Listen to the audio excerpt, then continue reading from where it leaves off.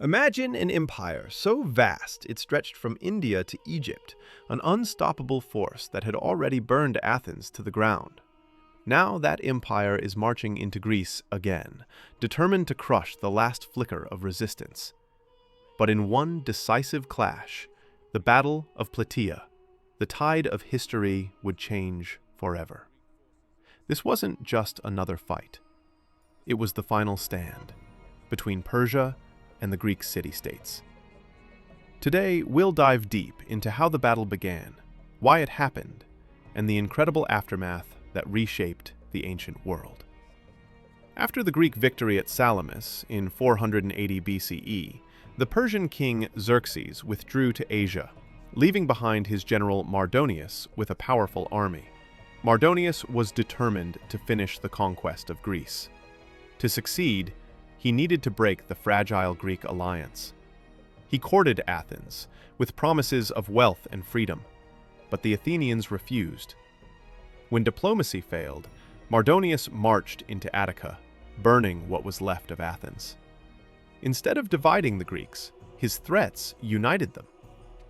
Under Spartan leadership, the largest hoplite army ever assembled marched to face Persia.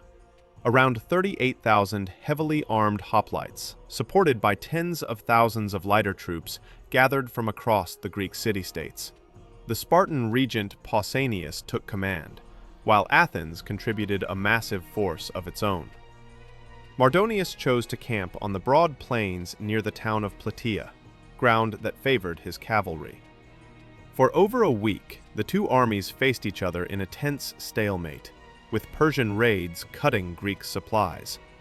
Finally, forced by hunger and thirst, the Greeks attempted a night withdrawal to new positions.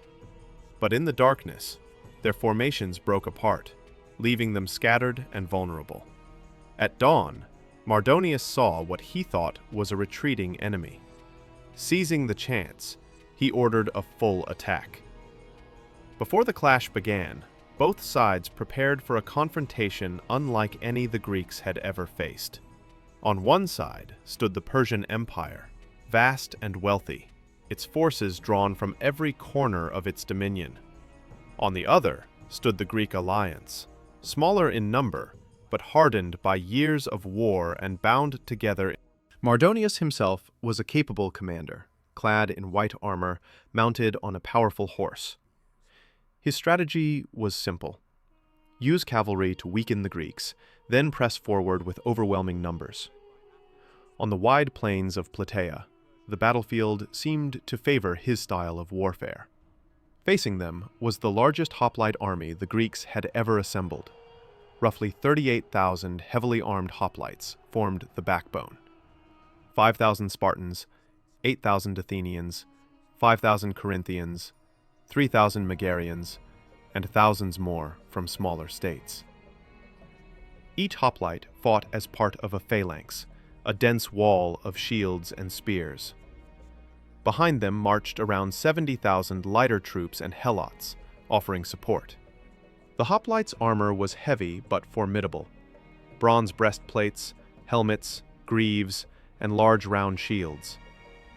Their spears were longer and sturdier than those of the Persians, giving them reach in combat. In a head-on clash, the phalanx was almost unstoppable, provided it held formation. The armies represented two very different styles of warfare. The Persians relied on speed, maneuverability, and ranged attacks. The Greeks relied on discipline, cohesion, and brutal shock combat. If the Persians could keep the Greeks at a distance, their cavalry and archers might prevail. But if the hoplites could force a direct clash, the heavy Greek armor and spears would dominate. It was more than a contest of soldiers. It was a clash of cultures, strategies, and visions of power. The vast empire of Persia, accustomed to ruling through tribute and submission, versus the independent Greek city-states, fighting not for conquest, but for survival. On the plains of Platea, these two forces now stood ready. Thousands of men, each knowing the battle ahead would decide not just their lives, but the future of Greece itself. The time for waiting was over. the clash was about to begin. For over a week, the two armies faced each other across the plains near Platea. Neither side wanted to make the first move. The Greeks, positioned on higher ground, refused to descend into open flatlands where Persian cavalry could strike. Mardonius, meanwhile, hoped to lure them down and break their formations with horsemen and archers. Mardonius used his cavalry to harass the Greeks. Swift riders launched raids, disrupting supply convoys and cutting off water sources. In one attack, they poisoned a vital spring, forcing the Greeks into an even more precarious position. The Persians even killed the Spartan cavalry commander, a blow to morale. Yet, despite these losses, the Greeks held their ground, unwilling to risk a headlong assault. Inside the Greek camp, tension grew. The Athenians, bold and impatient, urged for battle. The Spartans, more cautious, insisted on waiting for favorable omens from the gods. Pausanias, the Spartan commander, refused to be rushed. But every day that passed brought greater strain on supplies and discipline.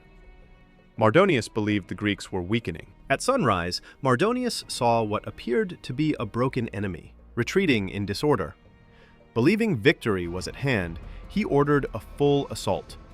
Persian cavalry surged forward, archers advanced, and infantry began to press across the river.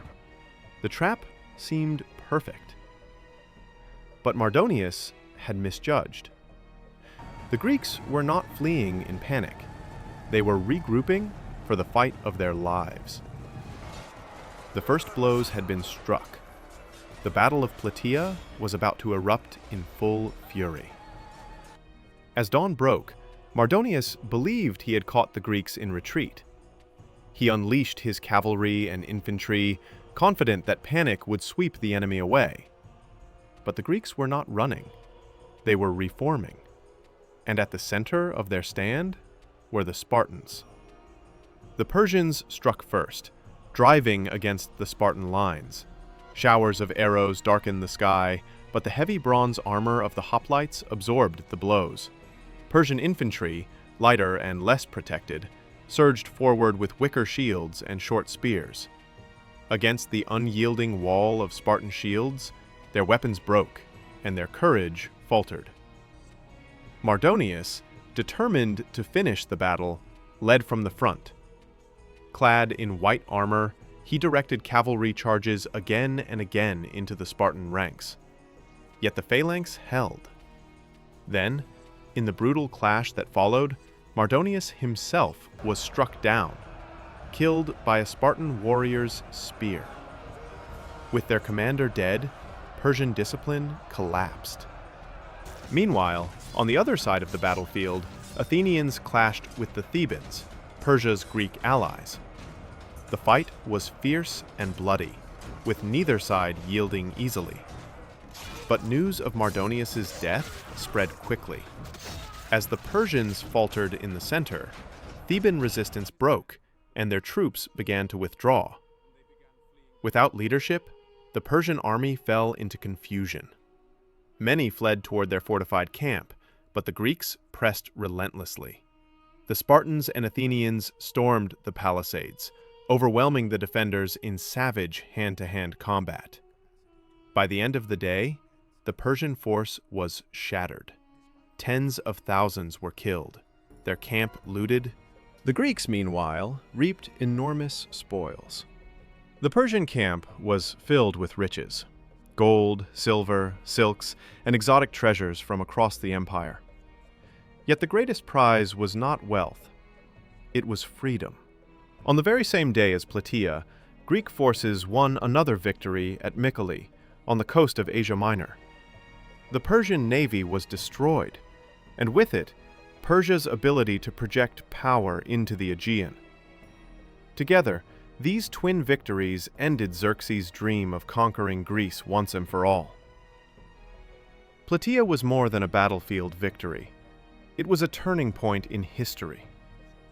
By preserving their independence, the Greeks opened the way to an age of philosophy, science, art, and democracy, ideas that would echo through the centuries.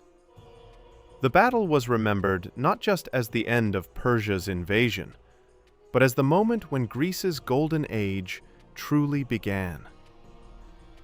At Platea, the Greeks proved that freedom, unity, and courage could triumph over empire and tyranny. The world would never be the same again. Subscribe this channel for more stories like this.